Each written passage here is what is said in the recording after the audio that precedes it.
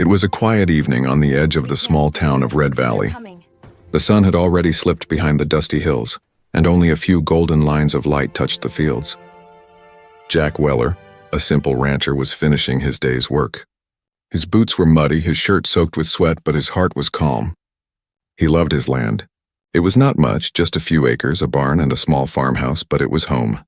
The cattle were already inside their pen, and Jack was ready to close the barn doors when something strange happened. At first he thought it was lightning, a flash of blue light in the far sky. But there were no clouds, no thunder. Then the light moved. It was coming fast, brighter and louder with every second. The air began to tremble. The wind picked up and Jack's hat flew off his head. A sharp sound cut through the quiet night, like metal tearing through the sky. Then with a blinding flash, something crashed in the far corner of his field. The ground shook. The animals cried out. Jack froze for a moment, unsure what he had just seen. Then his instinct pushed him forward. He grabbed his flashlight and ran toward the crash site, his boots pounding the dirt road. Smoke rose into the air, glowing faintly blue. The smell was strange, not fire, not gas, and something electric, something alive. As he got closer, he saw pieces of twisted silver metal scattered across the ground. The shapes were smooth, shining like no machine he had ever seen. Then he saw her. At first Jack thought it was a mannequin, a figure in a silver suit lying still among the wreckage.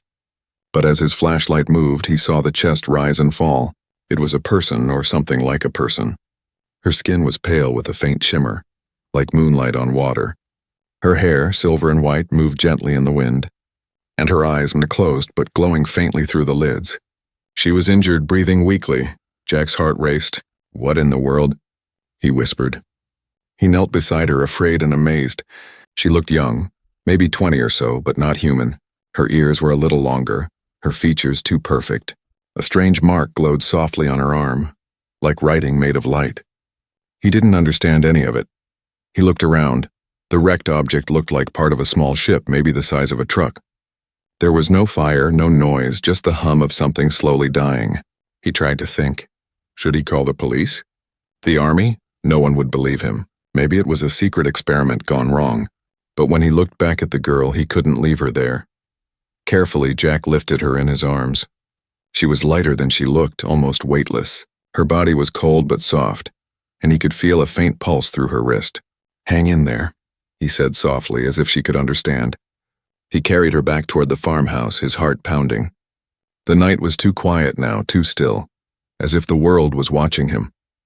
Inside his house, he laid her on the couch near the fire. Her breathing was shallow. He brought a blanket and covered her, then poured water into a glass and tried to wake her up. No response. Jack stared at her face, unsure what to do next. He reached for his old landline phone. Maybe he should call someone, anyone. But before he could dial, the lights flickered. The bulbs dimmed, then glowed bright blue. The air felt heavy. Jack froze, looking around. Then he heard it, a soft voice, weak but clear. "Don't let them find me." Jack dropped the phone. He turned to her. She was awake barely, her glowing eyes staring right at him. "Who?" he asked, his voice shaking. "Who's after you?" She didn't answer. Her hand lifted slightly, pointing toward the window. Jack followed her gaze. Outside, the blue smoke from the crash was fading, and in the distance, tiny red dots moved in the sky. They weren't stars. They were lights, small, steady, moving in a formation and coming closer. Jack's breath caught in his throat. "Are they looking for you?" he asked again. Her lips trembled and she whispered, "Hide me, please."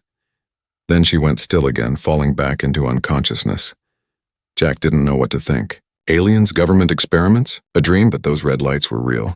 They were coming toward his land. He didn't have much time.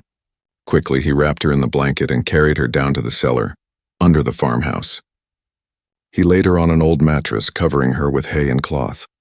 His hands trembled, but something inside him told him he was doing the right thing. When he came back up, the sky above his farm glowed faintly red. The lights were now close enough to see, small drones humming quietly as they scanned the ground. Jack turned off every light in the house and crouched by the window. The drones hovered over his field, passing over the wreckage of the crash. He held his breath. After a long moment, the lights moved away, fading into the night. Jack sank back, heart racing. He looked toward the cellar door. What did I just bring into my house? He whispered. But deep inside he knew. His life had just changed forever. The morning after the crash was strangely calm. The sun rose slowly over the hills, painting the fields gold as if nothing had happened the night before. But Jack Weller knew better. He hadn't slept at all.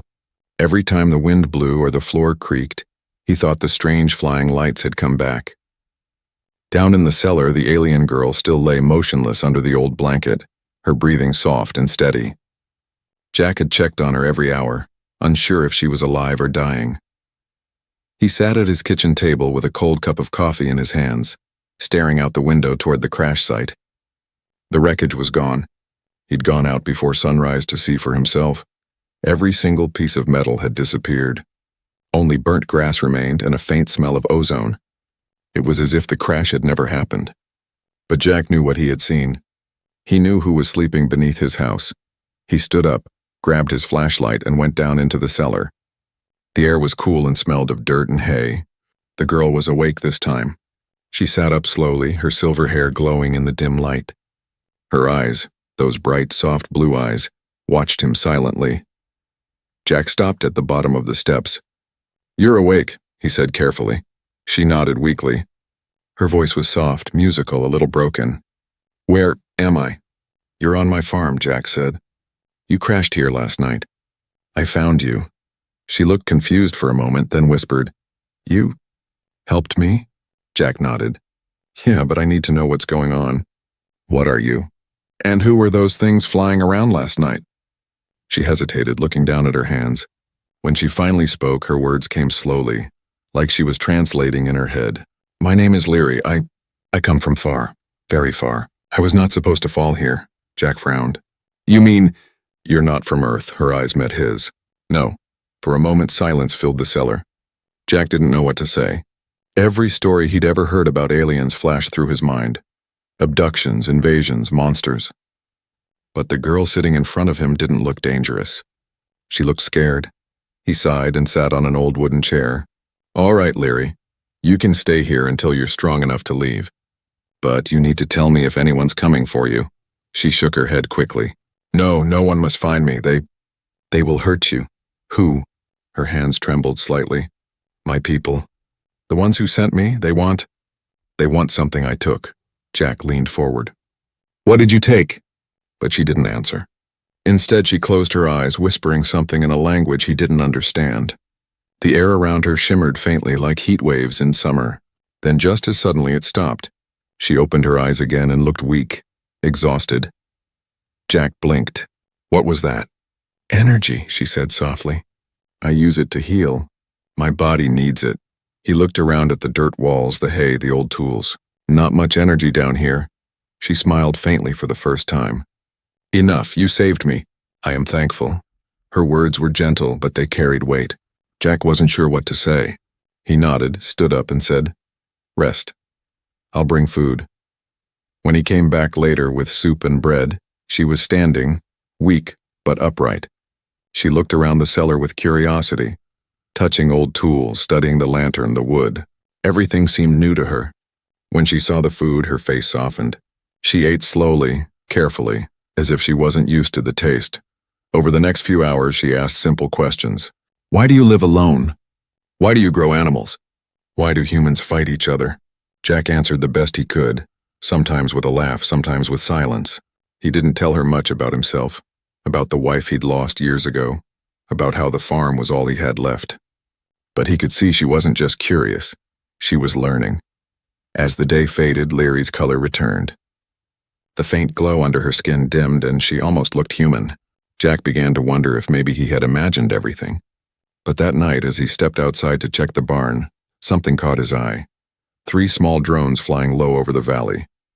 He froze. Their red lights blinked slowly, scanning the ground. He ran back inside and down to the cellar. "Leary," he said urgently. "They're back."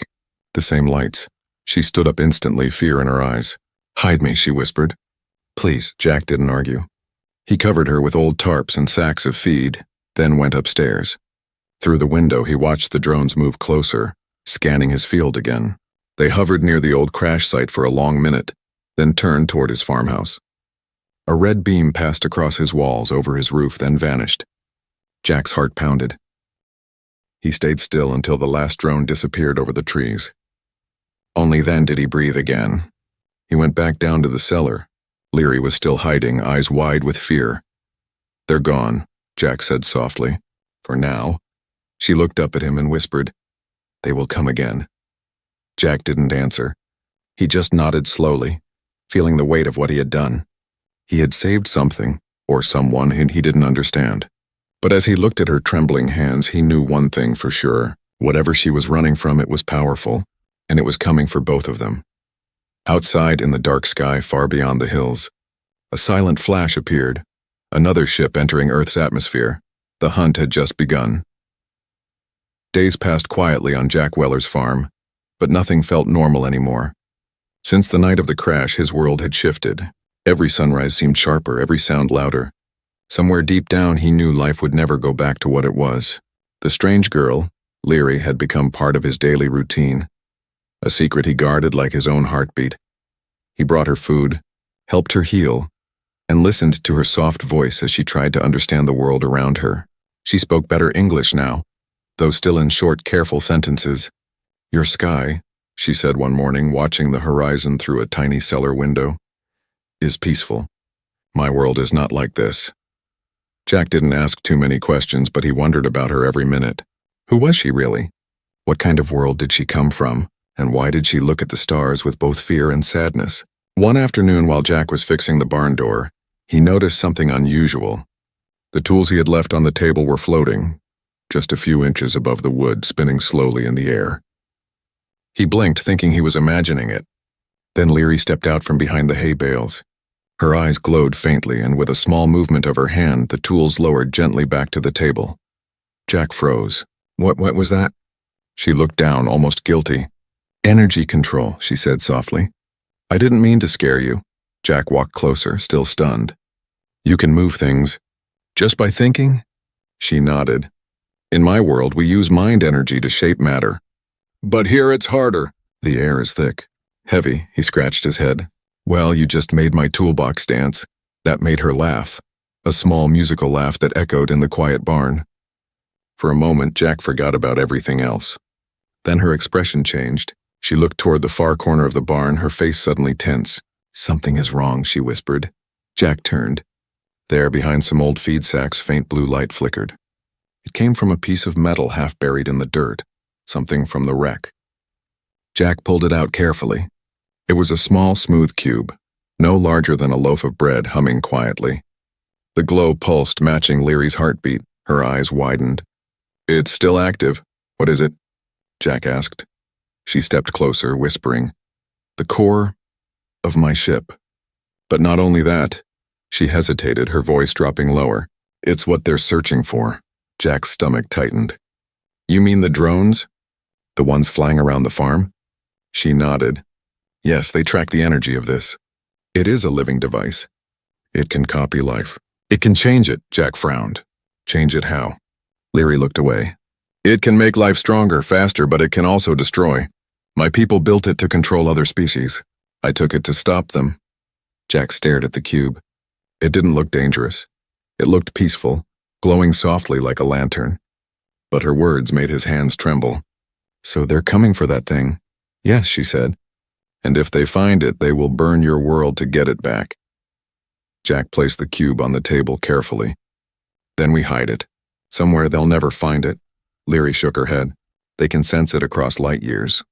The only way to stop them is to destroy it," Jack sighed. "Can you?" She hesitated. "Not yet. I am still weak. My ship was powered by this. I cannot destroy it without power to survive." For a long moment, neither of them spoke. Only the hum of the cube filled the silence. Then Jack looked at her, his voice firm. "Then we'll find another way." Leary's eyes softened. "You would risk your life." "For me?" Jack smiled faintly. "You're on my land. That makes you my responsibility." That night, Jack couldn't sleep. He sat on his porch watching the stars, thinking about what she said. A living device that could change life. It sounded impossible. But he had seen it with his own eyes. Somewhere out there, powerful beings were searching for it, and one was asleep in his cellar. Suddenly, a strange vibration ran through the ground. The windows rattled. Jack jumped to his feet. It wasn't an earthquake, it was deeper, rhythmic, mechanical. He looked toward the barn and saw the faint blue light flicker through the cracks again, brighter this time. The cube's glow was pulsing faster. He ran inside. Leary was already there, standing near it, her face pale. "It's waking up," she whispered. "What does that mean?" "It means it remembers." Before Jack could ask more, the cube projected thin blue lines across the walls, forming strange alien symbols. Then an image appeared in the air. A figure in dark armor, tall, faceless, with glowing red eyes. It spoke in a deep echoing voice that filled the barn, though neither of them understood the words. Leary took a step back, shaking her head. They found the signal. The image disappeared, leaving only the hum of the cube. Jack stared at her, his voice barely above a whisper. "Who was that?" She looked at him with fear. "The hunter. He's coming." Jack's heart pounded. "When?" She turned her eyes toward the night sky. "Soon." Outside, thunder rumbled, but not from the clouds. From above, something huge was entering the atmosphere again. And this time it wasn't coming to crash. It was coming to kill. The next morning came heavy and cold, with gray clouds rolling low across the sky. Jack Weller stood on his porch, coffee in hand, eyes scanning the horizon. The night before still haunted him. The glowing cube, the holographic figure, Leary's terrified voice. The hunter is coming. He hadn't slept at all. He'd buried the cube under the barn floor, deep in the dirt, wrapped in lead sheets and heavy tarp, hoping that would block whatever signal it was sending. But even now he swore he could feel it, a faint vibration in the ground like the heartbeat of something alive. Down in the cellar, Leary was quiet. Her face looked pale again, her energy drained. When Jack brought her breakfast, she didn't touch it. She just stared at him and said, "You should leave this place." Jack shook his head. "Not happening. They will come soon," she whispered. "Not my kind yet." "But yours," he frowned. "What do you mean, mine?" Before she could answer, a sound outside broke the morning stillness, the distant growl of engines. Jack's eyes widened. He went to the window. A black SUV was moving slowly up his dirt road, followed by another. Leary stood tense. "See? They found the signal too." The vehicle stopped in front of the house. 4 men stepped out, dressed in dark suits, sunglasses even under the cloudy sky. One of them carried a strange handheld scanner that blinked green and red. The leader, tall, serious, with a sharp jawline, looked around the property. Then he knocked on Jack's door. Jack took a breath, wiped his hands on his jeans, and opened it. "Can I help you, gentlemen?" The man smiled politely, though it didn't reach his eyes. "Good morning, Mr. Weller. We're from the Federal Weather Research Division. There was a meteorological event detected near your property 2 nights ago.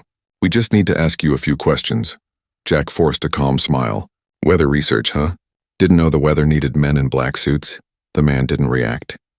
"Did you see or hear anything unusual?" Jack shook his head slowly. "Just some thunder and lights. Probably a storm passing over." The man's expression stayed cold. "Strange. Our sensors picked up high levels of radiation right here on your land." He stepped forward slightly, eyes narrowing. "Mind if we take a look around?" Jack's heart raced. "I do mind," he said firmly. "This is private property. You got a warrant?" The man tilted his head. "No, but if you have nothing to hide," Jack interrupted. "Then come back with one." For a long moment, the man just stared at him. The air felt tight, heavy. Then finally, he smiled again. "Of course, Mr. Weller, we'll be back soon." He turned and walked toward the SUV, speaking into his radio. The others followed, though one of them pointed his scanner at the barn before leaving. The light blinked red once, then green. When the vehicles disappeared down the road, Jack locked the door and ran to the cellar. Leary was pacing, her eyes glowing faintly. "They are not human soldiers," she said softly. "Their minds feel different." Jack frowned. "What are you saying?" "They are controlled. My kind uses machines that take human form. Bodies powered by thought. They hide inside." Jack froze. "You mean those weren't men?" "Not completely." She touched her temple. "They are searchers. They smell the energy of the core." Jack rubbed his face, trying to think. "Then we don't have much time." That night the wind picked up again. The animals in the barn grew restless, stamping and snorting. Jack went out to check, carrying his shotgun. The moon was hidden behind clouds and the air felt electric. He walked into the barn when it stopped. Something was moving behind the tractor. A low hum filled the space, soft but powerful. Then he saw it. A metallic shadow standing still, its surface rippling like liquid steel. It was tall, almost 7 feet, and its eyes burned red. Jack froze. The creature turned its head slowly toward him. "Human," it said in a deep, layered voice. "Where is she?" Jack's finger tightened on the trigger. "Who?" The creature stepped closer, heavy and silent. "The deserter.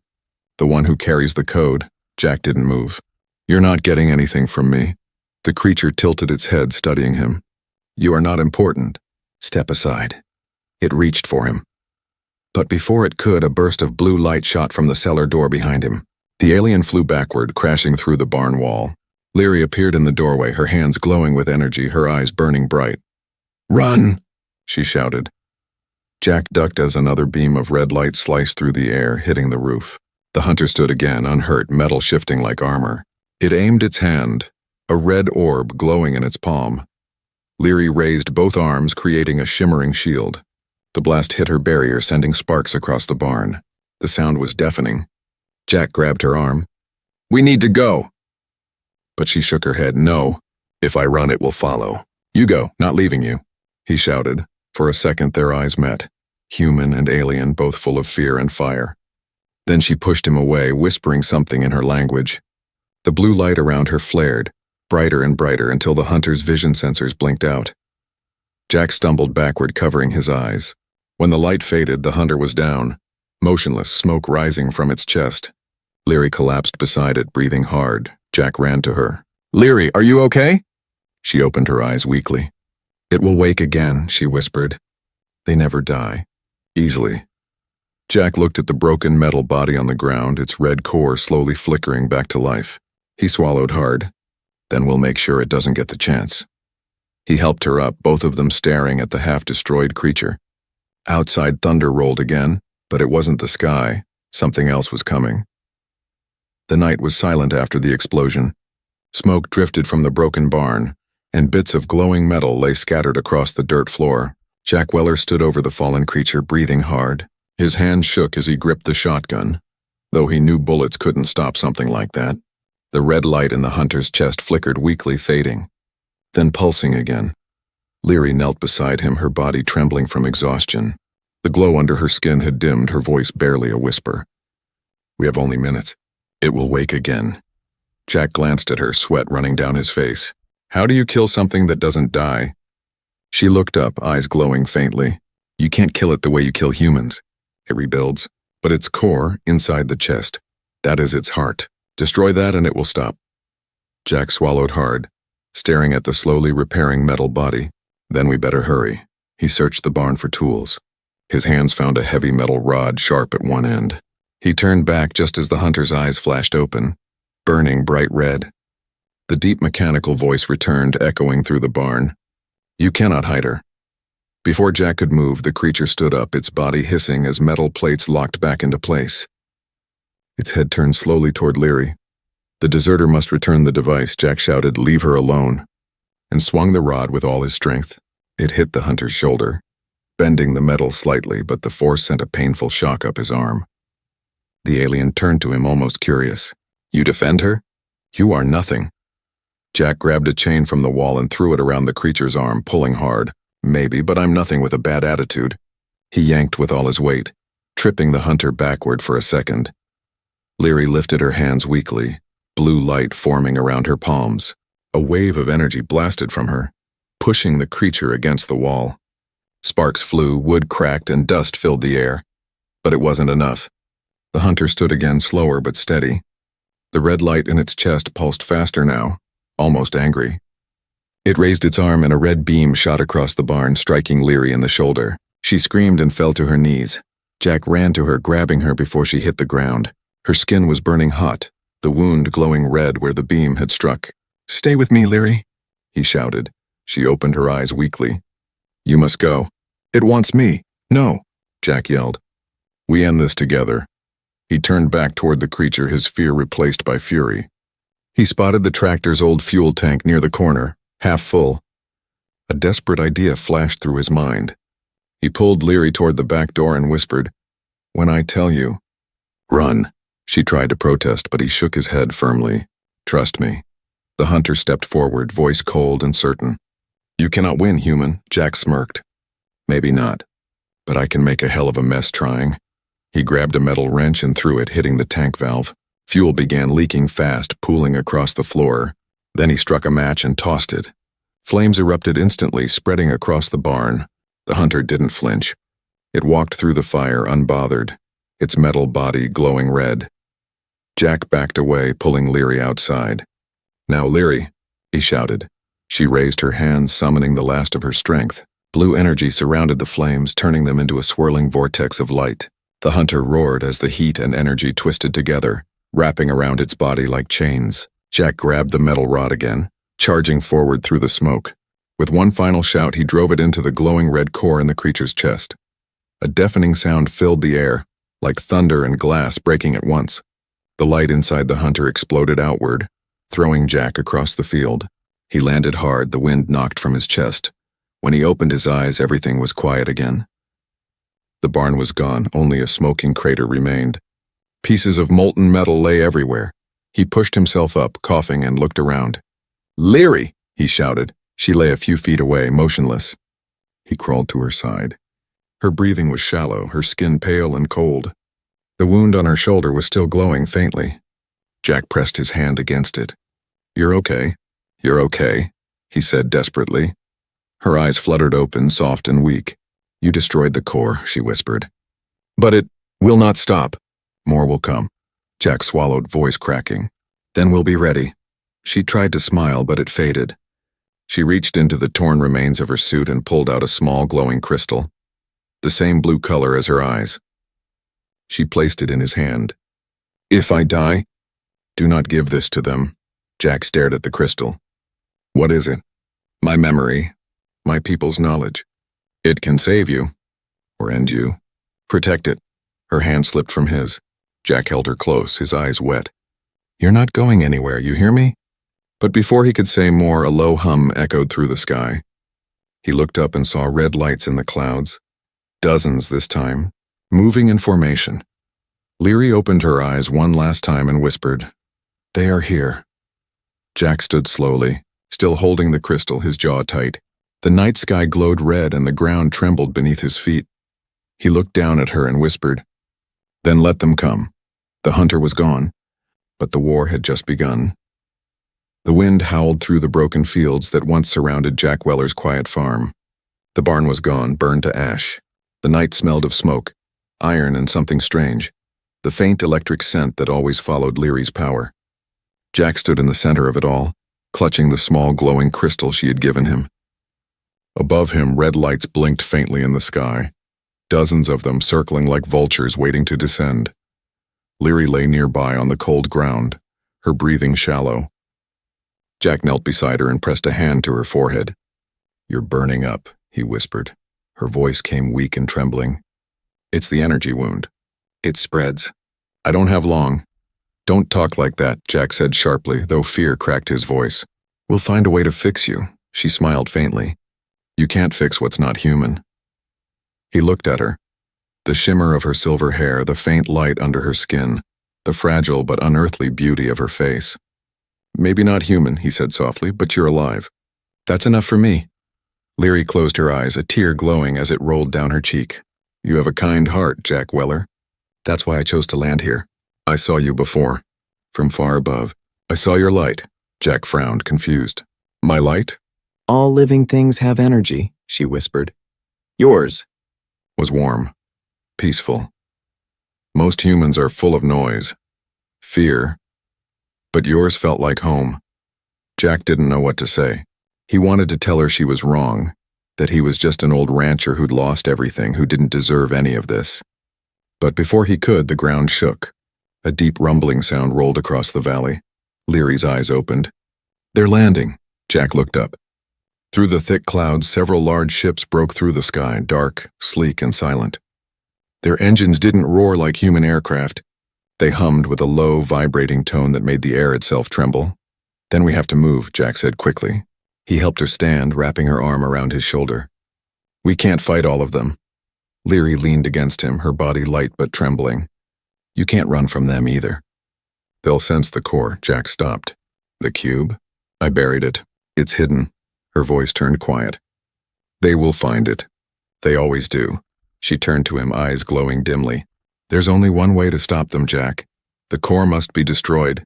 He stared at her, remembering what she had told him before. You said if you destroy it, it kills you too. She didn't answer. Her silence was enough. Jack's stomach turned cold. No, there's gotta be another way. She smiled sadly. There isn't. My life is linked to the energy of that device. When I took it, it bonded with me. That's how I escaped them. Jack shook his head. Then I'll do it. I'll destroy it myself. Her expression softened. You can't. Human hands can't touch it without burning. You would die before you even reached its heart. He looked away, fists clenched. There's always a choice, Leary, always. For a long moment, neither of them spoke. Only the wind moved, carrying the hum of the approaching ships. The red lights were closer now, glowing against the clouds.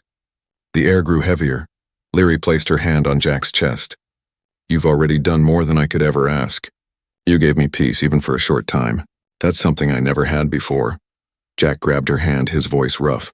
Don't talk like you're saying goodbye. Her eyes glowed faintly brighter. I have to, Jack, because if I don't do this, they'll turn your planet into another farm, and your people into harvesters. He stared at her, realizing the truth in her words. The drones, the hunters, the ships, they weren't exploring. They were collecting. Earth wasn't their enemy. It was their next target. Jack took a deep breath and nodded slowly. All right, he said. If you're doing this, I'm staying with you.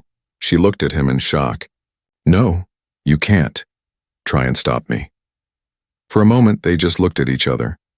Two beings from different worlds, bound by something neither fully understood.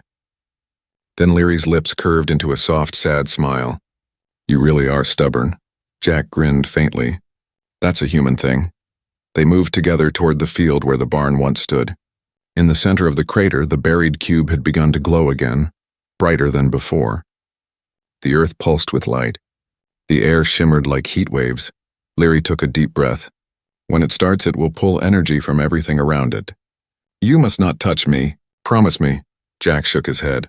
No promises. The ships above them began to descend, beams of red light scanning the ground. The hum grew louder, shaking the soil under their feet. Leary stepped forward, her hands raised toward the cube. Blue light swirled around her body, lifting her hair like wind in water. The cube responded, its glow turning violent, shifting between red and blue. Jack shielded his eyes as lightning streaked from the device, splitting the sky. Leary's voice echoed, layered and strange, speaking in her alien tongue. The ground cracked beneath them, glowing from within. Leary! Jack shouted. Stop! You'll die! She turned to him one last time, smiling through tears. Then we do it together, she said softly. Before Jack could answer, the light exploded, a brilliant wave of blue energy rushing outward, covering the field, the house, the entire valley. The ships above shuddered, their lights flickering and fading. One by one they broke apart, falling like burning stars. Jack was thrown backward, landing hard in the dirt. When he looked up, the sky was clear again. The red lights were gone. The hum had stopped. Only silence remained. He crawled toward the crater, his heart breaking. Leary lay in the center, surrounded by fading blue light. Her body was still, her eyes closed. Jack reached her side and whispered, You did it. The crystal she had given him glowed softly in his hand, pulsing once. Then went dark. The war was over. But so was she. Dawn broke slowly over Red Valley, washing the sky in pale gold. The smoke had cleared, and the fields that once burned under alien fire now lay still and silent. Jack Weller stood in the middle of what used to be his barn, now only a wide, dark crater surrounded by charred earth. The air still carried the faint smell of ozone and ashes. He didn't feel the morning wind or hear the birds returning to the trees. All he saw was her. Leary lay in the center of the crater, her body still and cold, the faint silver shimmer of her skin slowly fading into a human-like paleness. The light that had once danced beneath her skin was gone. Jack knelt beside her, his throat tight, his heart heavier than it had ever been. You did it, he whispered. You saved us. The small blue crystal she had given him rested in his palm. It no longer glowed. He held it gently like something sacred, afraid to even breathe too hard. The sun rose higher and its light touched her face. For a brief second, Jack thought he saw the faintest flicker in her eyes, a trace of that old glow. But it faded quickly, leaving only silence. He stayed there for hours, unmoving, as the world around him came back to life. The wind blew softly through the grass, carrying the smell of soil and dew. The cattle, scared away during the attack, wandered back, uncertain but alive. The world was quiet again, but it wasn't the same. Later that day, Jack buried Leary under the old oak tree near the farmhouse, the place where the morning sun hit first. He marked the grave with a simple wooden cross and placed the crystal at its base. When the sunlight touched it for just a moment, it reflected a soft blue glow, as if her energy still lingered there, watching over him. Days turned into weeks. No more red lights appeared in the sky. The government came and went, asking questions, scanning the fields, taking soil samples. Jack told them it was a gas explosion, nothing more. They didn't believe him, but they couldn't find proof of anything else. When they finally left, peace returned. But for Jack, peace felt hollow. Every evening he sat on the porch, staring at the stars. He wondered which one of them was her world. He wondered if anyone up there knew what she had done, what she had given up. One evening, weeks later, something strange happened. The field where the crash had happened began to glow faintly under the moonlight. Jack thought it was just his tired eyes, but when he walked closer, he saw it clearly. The soil was alive with light. Tiny patterns shimmered in the dirt, spreading like veins of blue fire, forming shapes like stars across the field. Wherever her energy had touched, the ground was fertile again. By the end of the season, those glowing patches turned green, greener than he'd ever seen. Crops grew faster, stronger, more vibrant than before. Even the air smelled fresher, as if her energy had soaked into the land itself. Word spread. People came from neighboring towns to see the miracle field. Scientists wanted to study it, but Jack always said the same thing. It's just good soil. Deep down, he knew better. It was her gift, the last trace of Leary's light. At night, when the sky was clear, he sometimes saw a blue shimmer among the stars, faint but familiar. And in those quiet moments, he could almost hear her voice again. Your light was peaceful. Years passed. The world changed, as it always did. Technology grew, wars came and went, but nothing like that night ever happened again. The sky stayed quiet. Humanity lived on, never knowing how close they had come to being wiped away. Jack grew older, slower. The lines on his face deepened, but his eyes still carried that same stubborn spark. One morning, he walked to the old oak tree with a small bundle in his hands, a seedling wrapped in damp cloth. He planted it right beside her grave. You gave us a world worth saving, he said softly, patting the soil. The least I can do is keep it growing. The wind moved through the grass, gentle and warm. The branches of the oak rustled softly like a whisper, a language he couldn't understand but somehow felt deep inside.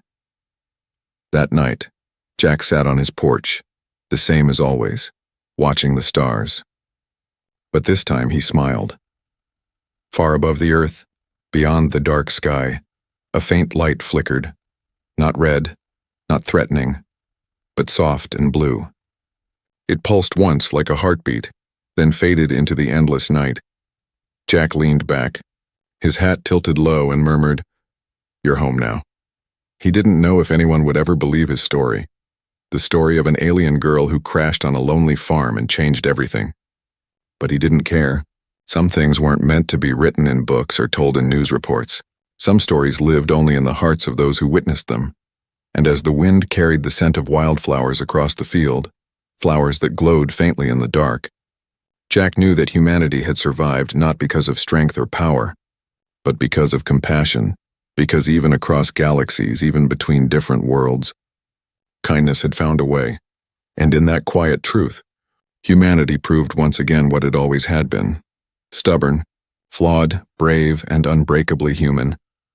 The stars shimmered softly, like they were smiling back. The end.